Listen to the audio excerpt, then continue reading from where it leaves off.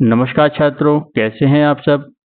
देखिए छात्रों, हम अपने YouTube channel NCERT grammar and GK पर 9वीं से लेकर जो 12वीं तक जो संस्कृत व्याकरण है उसका हम अपने चैनल के माध्यम से अध्ययन करेंगे। तो सबसे पहले हम शुरुआत करेंगे वर्ण विचार। तो वर्ण विचार जो अपना प्रथम अध्याय है, इसके बारे में हम जानकारी प्राप्त करेंगे। तो वर्ण क्या है, कितने होते हैं, तो इसकी सारी जानकारी हम इस अध्याय में हम देखेंगे। तो सबसे पहले हम देखते हैं वर्ण विचार। तो इसकी परिभाषा है, भाषा की सबसे छोटी इकाई को वर्ण कहते हैं। यानी वर्ण किसे कहते हैं? भाषा की सबसे छोटी इकाई को, यानी जो भाषा होती है, लैंग्वेज होती है, उसकी जो सबसे छोटी इकाई है उसे क्या कहते हैं? वर्ण कहते हैं। आगे है कि पाणिनि ने वर्णमाला को 14 सूत्रों में प्रस्तुत किया। परंपरा के अनुसार महेश्वर ने अपने नृत्य की समाप्ति पर जो 14 बार डमरू बजाया, उससे ये 14 जो ध्वनियां हैं वह सूत्र पाणिनि को प्राप्त हुई। यानी जो पाणिनि हैं, इन्होंने जो व्याकरण का निर्माण किया, इन्होंने 14 सूत्र के आधार पर किया। ये 14 सूत्र कहाँ से प्राप्त हुए? भगवान शिव के नृत्य के समय 14 बार उन्होंने डमरू बजाया, जिससे यह 14 सूत्र प्राप्त हुए। कौन कौन से 14 सूत्र हैं, हम देखते हैं। तो सबसे पहले जो ये श्लोक है ये देख लेते हैं। नृत्यावसाने नटराज राजो ननाद ढकाम नव पंचवारम उद्धृत काम सनकादि सिद्धा नेत विमर्शे शिव सूत्र जालम। तो यह 9 और 5 यानी 14 बार डमरू जो बजा, उससे 14 सूत्र प्राप्त हुए। कौन कौन से हैं? तो ये सूत्र 14 सूत्र आपको याद रखने हैं। तो सूत्र हैं अ इ ऊण ऋ लिक ए उंग आई औच ह य व रट लण ज्ञ मंग नण नम झ भ ज्ञ घ ढ दश जब गढ़ दश ख फ छट त चट तव ख फ छट थ चट तव क प य श श शर हल। अब देखिए, ये जो 14 सूत्र हैं, इसमें जो अंतिम वर्ण है, तो इनका क्या होता है? लोप हो जाता है। तो इत संख्या हो जाती है, यानी इनका लोप हो जाता है। लोप हो जाने के कारण इनमें जो 3 वर्ण हैं वो बचते हैं अ इ उ। यानी अ इ उ यण है, इनका लोप हो जाएगा। इसमें क का लोप हो जाता है, इसमें ज्ञ का कब हो जाता है। तो इनमें जो भी पीछे लिखे हुए हैं, इनका क्या हो जाता है? लोप हो जाता है। तो 14 महेश्वर सूत्र हैं। प्रत्येक सूत्र के अंत में हल वर्ण का प्रयोग प्रत्याहार बनाने के उद्देश्य से किया गया। यानी जो हलंत वाले जो वर्ण है पीछे, जिसके नीचे ये हलंत लगा हुआ है, इनका क्या लोप हो जाता है। इनका प्रयोग केवल प्रत्याहार बनाने के उद्देश्य में किया जाता है। अ इ ऊण णक हल वर्ण है। इन्हें प्रत्याहारों के अंतर्गत आने वाले वर्णों के साथ सम्मिलित नहीं किया जाता है। फिर चलते हैं प्रत्याहार। प्रत्याहार क्या है? महेश्वर सूत्रों के आधार पर विभिन्न प्रत्याहारों का निर्माण किया जा सकता है। इनके आधार पर, महेश्वर सूत्रों के आधार पर प्रत्याहार 2 वर्णों से बनता है, जैसे अच, इक, यण, हल, अल इत्यादि हैं। तो जैसे मैं कहूँ कि अच, तो अच में आपका कौन कौन सा आ जाएगा? यहाँ से लेकर अ इ उ ऋ लि ए ओ आई औ और ये च लिखा हुआ है। तो ये अ से लगाकर जो च तक जो वर्ण है, यह अच प्रत्याहार के अंतर्गत आते हैं।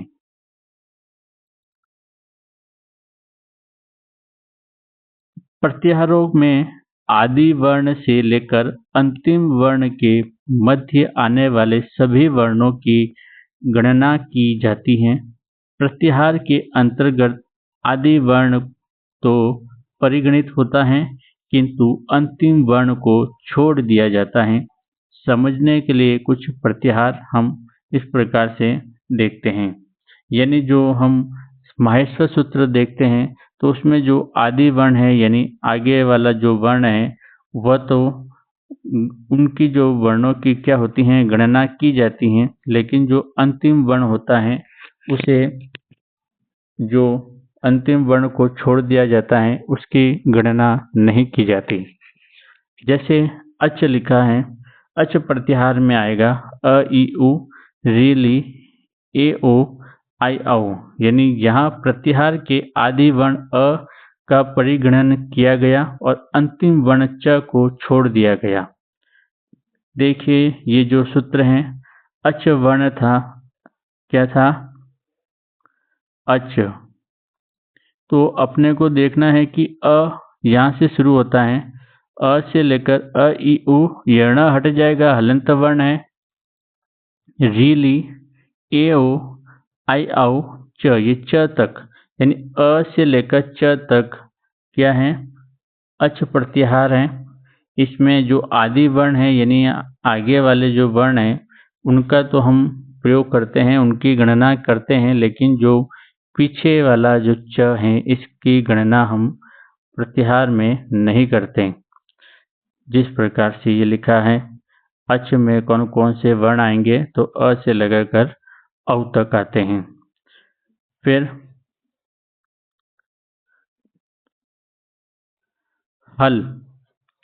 देखिए पांचवें सूत्र में के प्रथम वर्ण ह से लेकर 14वें सूत्र के अंतिम वर्ण ल के मध्य आने वाले सभी वर्ण, यानी अच में हमने देखा अ से औ तक आए, और अगर हल की बात करें तो यहाँ देखिए ये पांचवा सूत्र, ये पांचवा सूत्र में अ ह है, ह से लेकर जो अंतिम ल लिखा हुआ है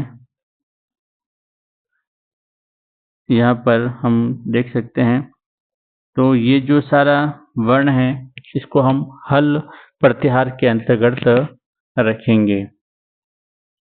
देखिए ह से ह य व र ल ज्ञ म गण न म झ भ घ ढ ध जब ग ड द ख फ छ ठ थ च ट त क प श ष श। तो इस प्रकार से इन प्रत्याहारों का निर्माण किया जाता है। फिर चलते हैं आगे, हम चलते हैं वर्ण के प्रकार। वर्ण के प्रकार यानी वर्ण कितने प्रकार के होते हैं? वर्ण दो प्रकार के होते हैं, एक होता है स्वर और एक होता है व्यंजन। तो स्वर जिसे कहा जाता है अच, यानी अच प्रत्याहार में जो आते हैं वह स्वर कहलाते हैं, अ से लेकर औ तक। जो वर्ण किसी अन्य वर्ण की सहायता के बिना ही बोले जाते हैं उन्हें स्वर कहते हैं। यानी स्वर किसे कहते हैं? वे वर्ण जो किसी अन्य वर्ण की सहायता के बिना बोले जाते हैं। स्वर तीन होते हैं, स्वर के फिर तीन भेद हैं, ह्रस्व स्वर, दीर्घ स्वर और प्लुत स्वर। तो हमने देखा वर्ण क्या है, भाषा की सबसे छोटी ध्वनि। वर्ण के भेद कितने हैं? दो भेद हैं, स्वर तथा व्यंजन। स्वर किसे कहते हैं? स्वर की परिभाषा है कि वे वर्ण या जो वर्ण किसी अन्य वर्ण की सहायता के बिना बोले जाते हैं, यानी ये स्वतंत्र वर्ण होते हैं। इनमें जिन्हें जो प्रयोग करने या इन्हें बोलते समय हमें किसी अन्य वर्ण की आवश्यकता हमें नहीं होती। फिर देखें कि स्वर के कितने भेद हैं, तो स्वर के तीन भेद हैं, ह्रस्व स्वर, दीर्घ स्वर और प्लुत स्वर। सबसे पहले हम देखते हैं ह्रस्व स्वर। जिस स्वर के उच्चारण में एक मात्रा का समय लगे उसको ह्रस्व स्वर कहते हैं, यानी एक मात्रा का जिनमें प्रयोग होता है, एक मात्रा का समय लगता है, उन्हें ह्रस्व स्वर कहते हैं। जैसे अ, ई, उ, री, ली। इन्हें मूल स्वर भी कहा जाता है।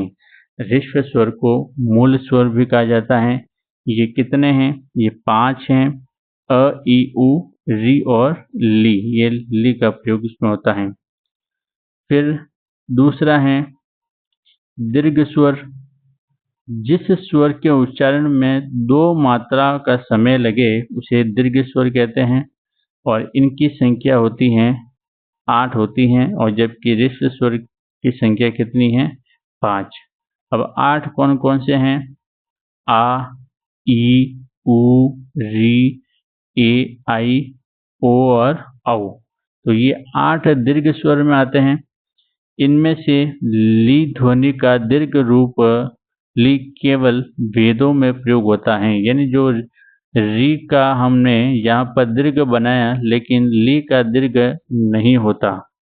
इनका प्रयोग केवल वेदों में ही किया गया है।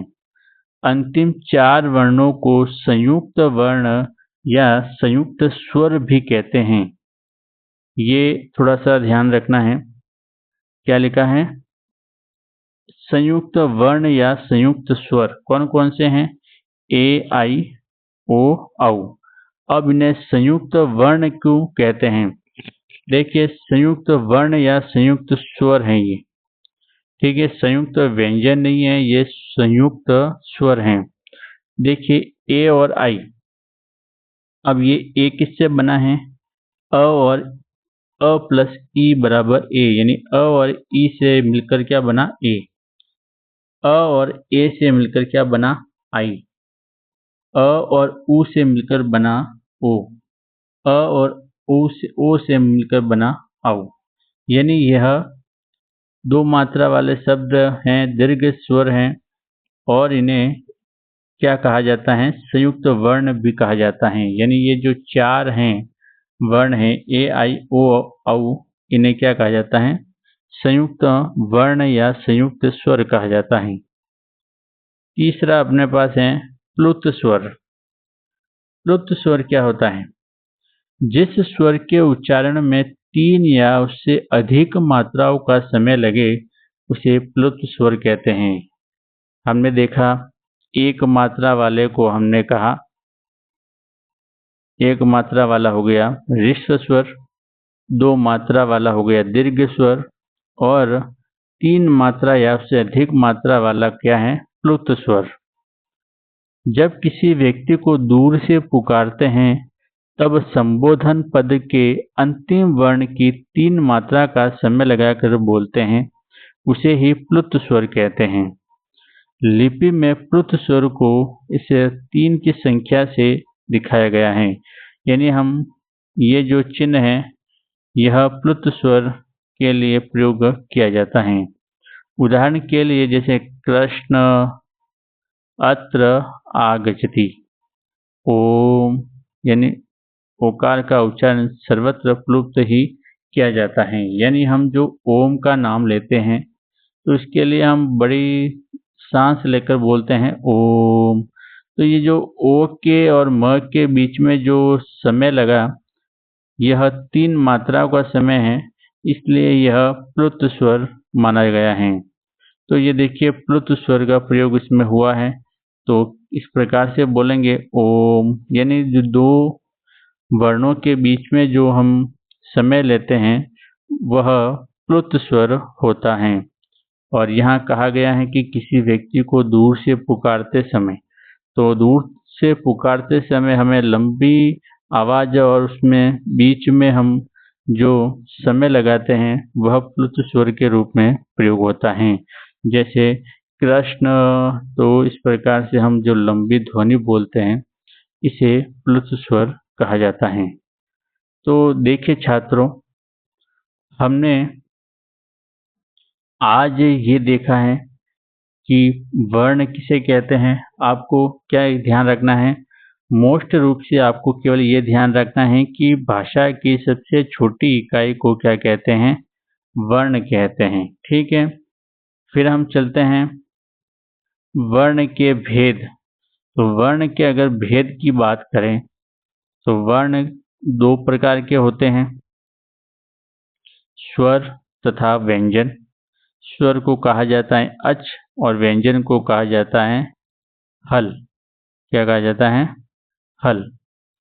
तो अच स्वर का मतलब स्वर। तो अच का मतलब अगर हम देखें क्या होता है कि जो वर्ण किसी अन्य वर्ण की सहायता के बिना ही बोले जा रहे उसे स्वर कहते हैं या अच वर्ण कहलाते हैं। स्वर कितने होते हैं या स्वर के कितने भेद होते हैं? तो स्वर के हमने देखा 3 भेद होते हैं, ऋस्व, दीर्घ और प्लुत। ऋस्व स्वर एक मात्रा वाले 5 हैं, अ, ई, उ, री। दीर्घ स्वर 8 हैं, आ, ई, उ, री, ए, आई, ओ, औ। तथा इसमें हमने देखा ए और आई, ओ और औ यह संयुक्त वर्ण कहलाते हैं। तीसरा हमने देखा प्लुत स्वर, जिसमें 3 या उससे अधिक मात्राओं का समय लगता है। तो ये होते हैं या तो किसी व्यक्ति को दूर से पुकारते समय, ये ओम जो है इसका भी हम प्लुत स्वर के रूप में ही प्रयोग करते हैं। तो आज के लिए छात्रों केवल इतना ही। तो आज हमने वर्ण के बारे में पढ़ा और स्वर के बारे में पढ़ा। हम व्यंजन के बारे में अगले वीडियो में पढ़ेंगे। तो आज के लिए बस इतना ही। जय हिंद, जय भारत।